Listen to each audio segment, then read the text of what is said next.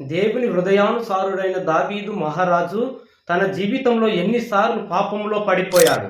దావీదు మహారాజు తన జీవితంలో 2 సార్లు పాపంలో పడిపోయాడు.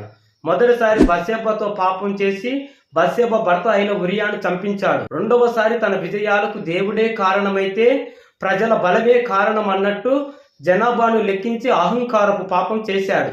ఇలా దావీదు మహారాజు తన జీవితంలో 2 సార్లు పాపంలో పడిపోయాడు. దావీదు మహారాజు గొప్పతనం ఏమిటంటే తన పాపాలను అందరిలాగే కప్పిపుచ్చుకోకుండా దేవుని పాదాల చెంతకు చేరి కన్నీళ్లతో పశ్చాత్తాపపడి దేవా నా హృదయాన్ని శుద్ధీకరించు అని వేడుకున్నాడు. ప్రియ సహోదరులారా, మన జీవితంలో కూడా మనం ఎన్నోసార్లు పాపంలో పడిపోతూ ఉంటాం.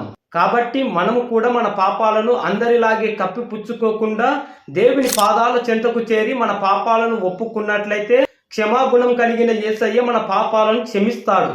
ఇలాంటి ఆత్మీయ సందేశాలను తెలుసుకున్నట కొరకు క్రీస్తు స్వరాజ్యం అనే ఛానల్ని సబ్స్క్రైబ్ చేసుకునండి.